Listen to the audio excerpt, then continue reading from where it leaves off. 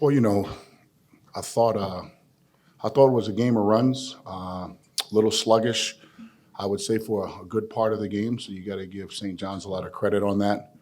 They make you play fast. They do a great job getting in passing lanes and be disruptive defensively.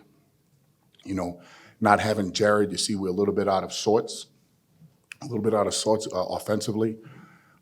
Second half, I thought we played with a little bit more energy, a little bit more grit and desire.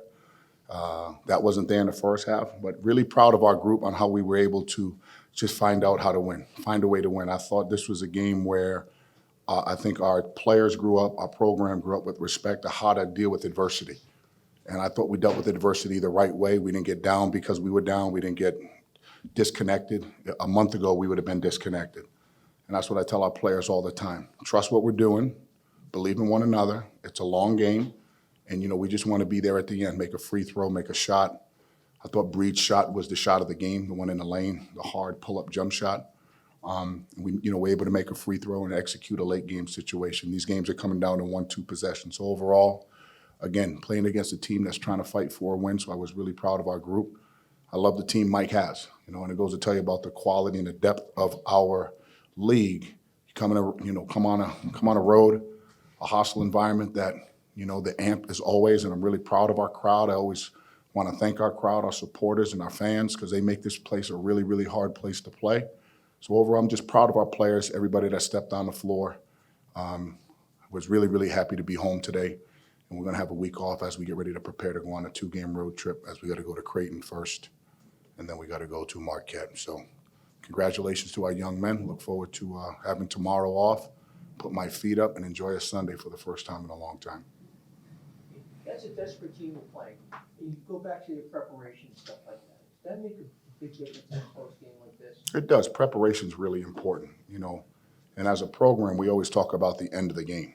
It's so important for programs and coaches. How do you win the game? And winning the game is executing late when everything's on the line, when the anxiety is up and players got to trust one another. We do a really, really good job late game situations because we practice it a lot. And the ability of the group to kind of bounce back right before the half. Royce did have a point in the first half, not playing without Jared. Just even though you were down, what was the message to the group at the half? You find a way. We got to find a way. That's what we kept telling. We got to find a way. It's not pretty, right? It's not going to be sexy. Everybody thought we were going to come in here, and the league is really hard. You have a desperate team. You have a team that just lost one of the best players in the league, one of the better leaders in the league, and give Breed credit, give Jaden some credit. It's hard, man. It's a good league. I'm happy to win. I don't care if we win by half a point. We got the damn win. Keep it moving. How important was Jaden today? Very important. I thought Jaden grew up a little bit. He had one of the better defenders on him in Posh. Man, he gives me nightmares. He does. I see him in the middle of the night just, stealing the ball, laying it in. That's a good basketball team, and Mike is going to do a really good job with them. They're in a tough spot right now, but coming on the road, it's really, really hard to win on a road in the Big East. So if you can get a road win, you get out of there and get on the plane as fast as you can. Devin, you scored well last year as a true freshman in college basketball. This year it seems like you've taken a nice jump. Big East player averaging almost 17 a game. What has changed for you? What has helped you develop into the scorer that you are now? I feel like Coach Cooley just put me in the right spots to score. I feel like my teammates give me great looks, and I just feel like the game slowed down a lot. So, I definitely feel like that's the majority of the reason.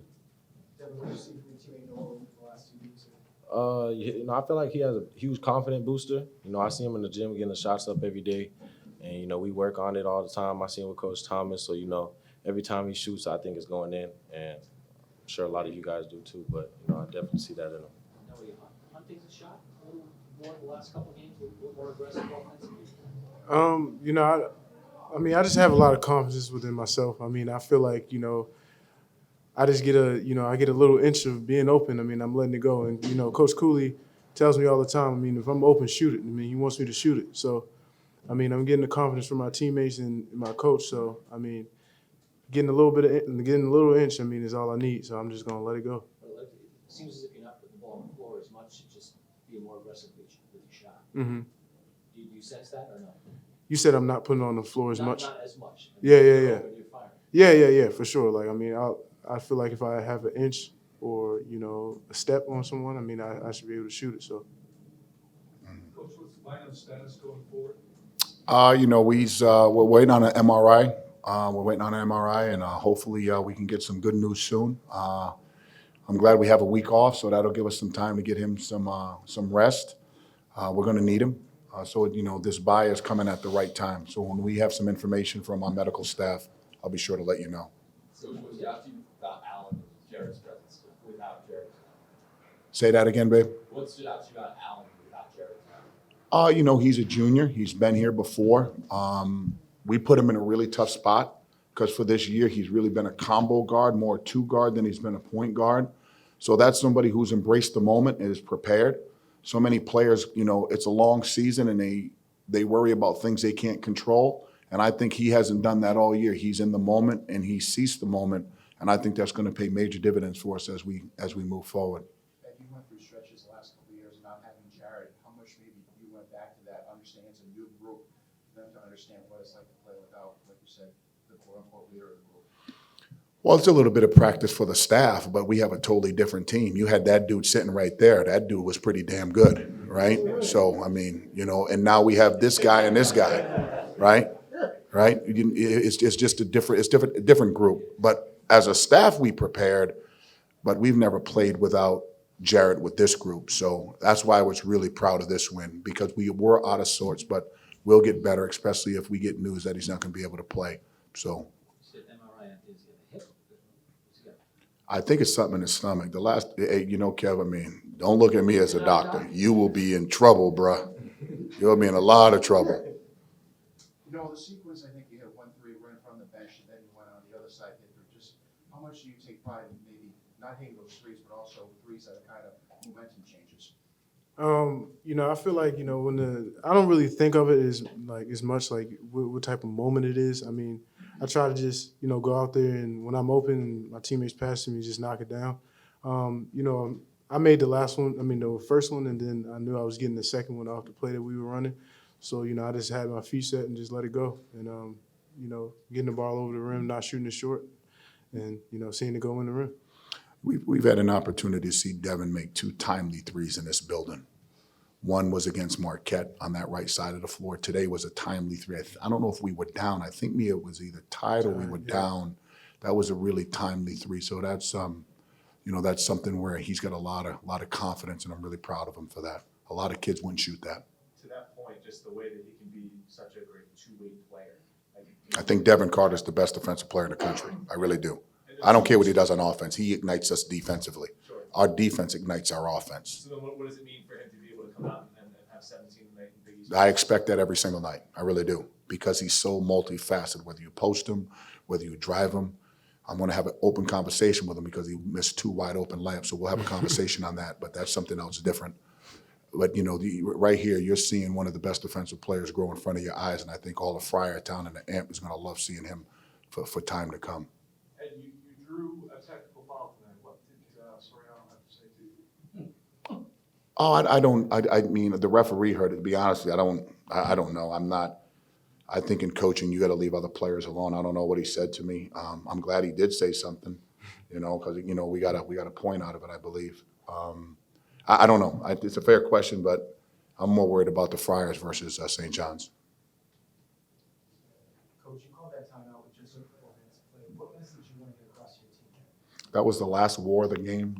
We try to divide the game into wars. There's 10 4-minute wars, and we wanted to try to win that last war. We designed a decent play. We got a good shot. And actually, I think we got an offensive rebound. I think Ed Croswell had a great offensive rebound on that.